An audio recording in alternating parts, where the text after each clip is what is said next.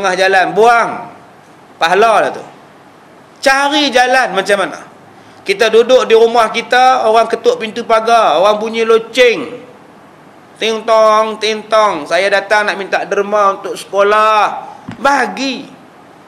Kita dah baca surat khabar hari Ahad, Benazir Bhutto dibunuh, baca paper, tiba-tiba orang miskin datang setutup lebay minta derma. Ya, tak nak apa ni tu Haji? Minta derma untuk bak masjid. Minggu lepas dah bagi.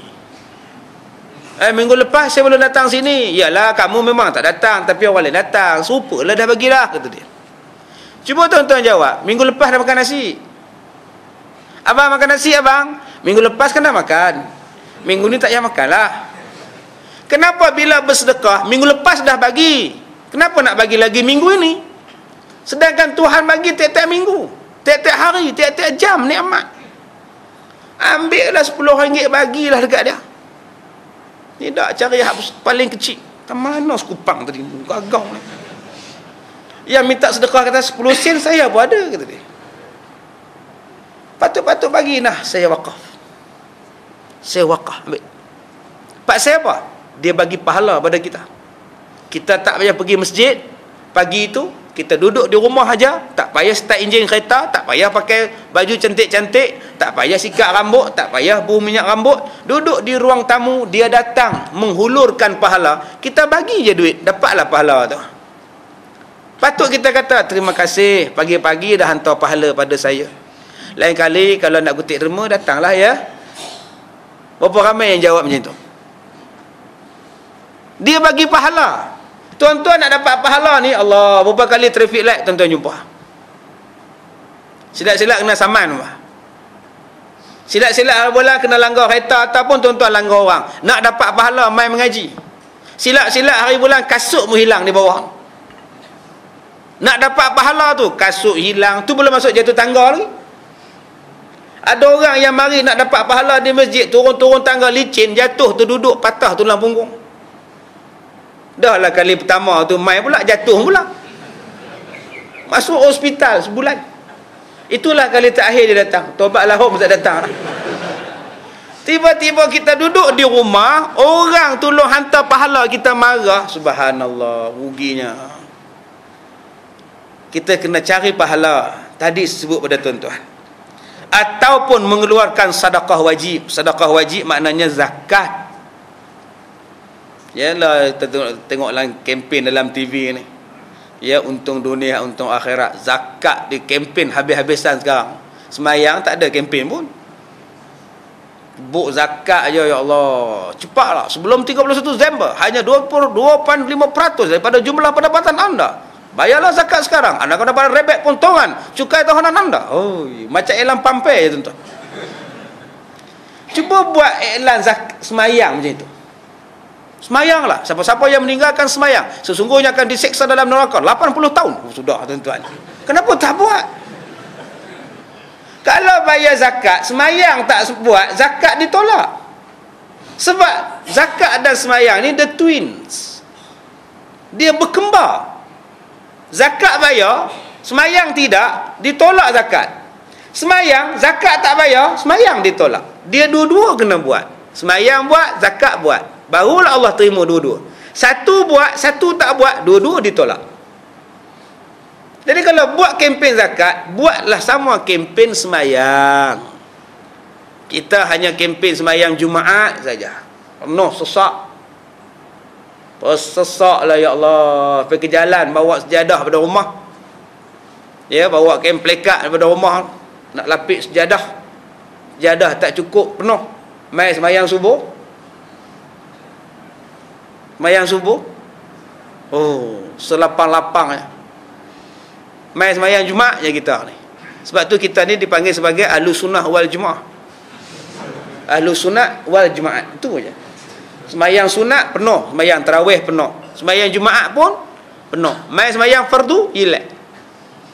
Sebab tu kita berpahaman mazhab Ahlus Sunnah wal Jamaah. Dalam arti katanya ahli sunat dan ahli jemaat.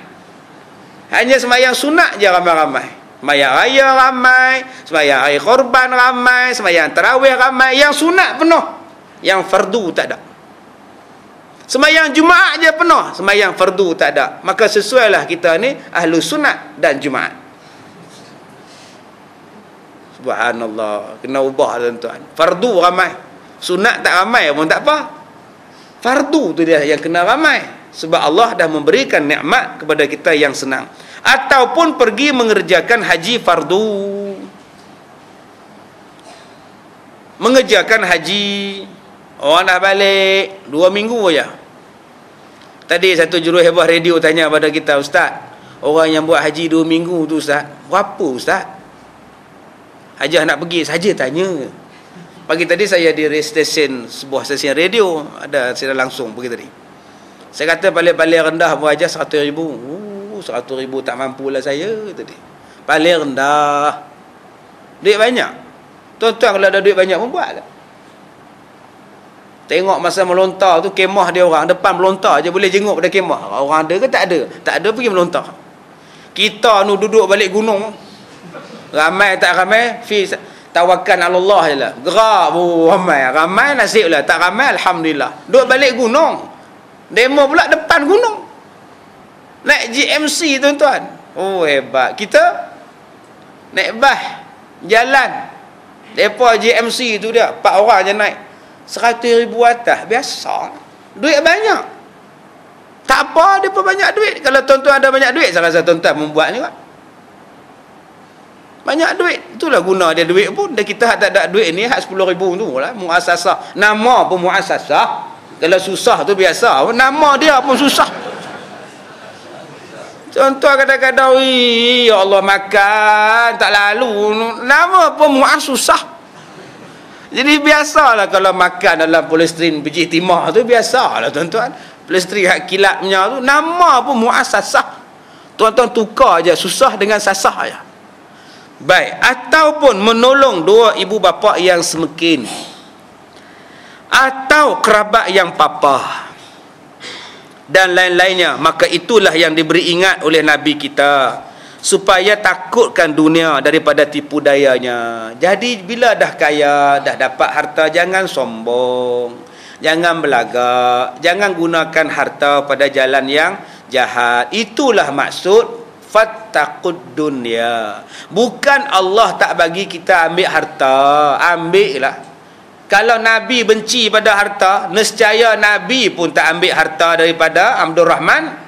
Nescaya Nabi tak kahwin dengan anak Abu Bakar, tak kahwin dengan Khadijah.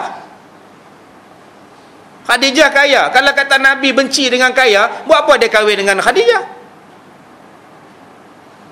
Kalau kata Nabi ni tak suka dengan kereta mewah-mewah, buat apa Nabi naik langit, naik buruk? Biar naik Morris Minor, naik KI-20 ke apa tu. Tapi nak naik ke langit pun dia gunakan buruk, menunjukkan bahawa ada kenderaan yang bagus, lagi boleh pakai. Silakan. Jangan bila tuan-tuan tengok orang Islam pakai kereta mewah-mewah pula tu, nampak cinta dunia, nampak. Dah cinta dunia pula tak apa, yang tu lah dia. Tambah pula kalau kereta tu pula dia main masjid, dia main mengaji, bawa isteri, bawa anak, bawa tok dia main mengaji. Itulah yang terbaik. Kalau kita kata tak elok, buat apa Nabi naik buruk, sepantas kilat pergi? Baik dia naik KI-20. Tak. Itu kena faham. Maksudnya ialah, ambillah dunia, tetapi jangan terpesong daripada agama. Jangan tersilap lorong, jangan tersilap jalan dengan dunia tu. Baik, itu yang pertama. Yang kedua pada malam ini, wattaqun nisa. Nabi pesan kepada kita, takutkan perempuan. Tuan-tuan yang mana ada kitab, jangan faham takutkan perempuan, larilah tengok perempuan. Bukan. Saya tuan-tuan lari pula. Maksudnya apa? Ini satu perkara yang dikhabarkan dalam sepotong hadis dalam masalah ini. Sekira-kira maksudnya ialah, hendaklah takut kepada perempuan, yakni takut daripada tipu dayanya dan fitnahnya. Nun tak ada tu, bubuhkan titik. Fatanunha, fitnahnya. Fitnah ni ujian. Bukan maksud fitnah ni mengada-adakan cerita. Ujian dengan sebab